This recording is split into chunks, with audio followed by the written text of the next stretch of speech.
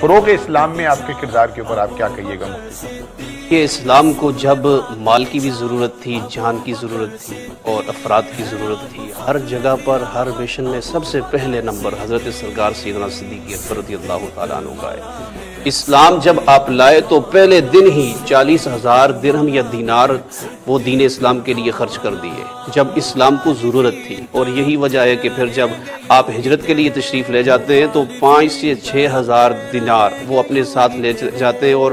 راہ خدا میں خرچ کرتے ہیں۔ اور یہی وجہ ہے کہ ایک موقع پر نبی اکرم صلی اللہ علیہ وسلم نے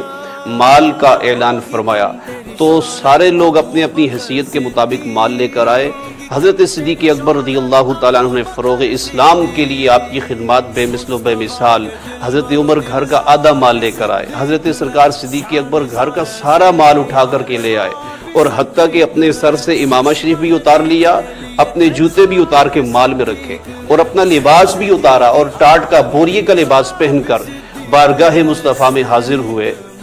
سرکار دو عالم صلی اللہ علیہ وسلم نے فرمایا ما ابقیت لأہلک، اپنے گھر والوں کے لیے بھی کچھ چھوڑا ہے کہ نہیں؟ عرض کیا یا رسول اللہ ابقیت لہم اللہ ورسولہ، میں نے اپنے گھر والوں کے لیے اللہ اور اس کے رسول کو چھوڑا ہے۔ تو یہاں جبریل امین بھی اسی لباس میں، محدثین نے لکھا ہے کہ اسی لباس میں بارگاہ مصطفیٰ صلی اللہ علیہ وسلم میں حاضر ہوئے جو صدیق اکبر نے پہن رکھا تھا۔ تو سرکار نے فرمایا کہ جبریل تم نے بھی یہ میرے یار کی طرح کا لباس پہنا ہے؟ عرض کیا حضور صرف میں نے یہ لباس نہیں پہنا، آج آسمان کے جتنے فرشتے ہیں اللہ کو یہ لباس اتنا پسند آیا ہے، سارے فرشتوں نے بھی ایسا لباس پہن رکھا ہے۔ سبحان اللہ۔ آپ کی مالی قربانیوں کو دیکھا جائے، آپ کی جانی قربانیوں کو دیکھا جائے، اسی وجہ سے نبی اکرم صلی اللہ علیہ وسلم نے فرمایا کہ اگر کوئی من اراد ان ينظر الى عتیق من النار فلینظر الى ابی بکر، کوئی شخص یہ دیکھنا چاہے کہ اللہ نے جس بندے کو دوزخ سے آزاد کر رکھا ہے اور جنت پکا اس کا مقدر ہے، وہ حضرت سرکار صدیق اکبر رضی اللہ تعالی عنہ کو دیکھ لے۔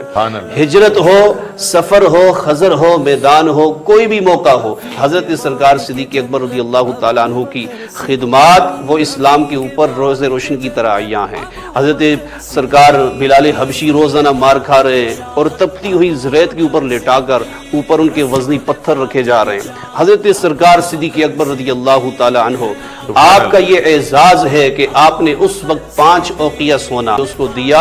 اس کے مالک کو، اور حضرت سرکار بلال حبشی کو آزاد کروایا۔ لوگوں نے کہا کہ آپ نے کالے غلام کو اتنی بھاری قیمت کے بدلے آپ نے خریدا ہے؟ کہا تمہیں کیا پتا، یہ بلال مارے تو زمین پہ کھا رہا ہے لیکن اس کے چرچے عرش الہی پہ ہو رہے ہیں، اور یہی بلال قیامت والے دن سب سے پہلے جنت میں داخل ہوں گے۔ وجہ کیا ہے؟ ساری کی ساری پیچھے ساری محنت حضرت سرکار سیدنا صدیق اکبر رضی اللہ تعالیٰ عنہ۔ یہی وجہ ہے کہ محدثین حضرت امام اعظم ابو حنیفہ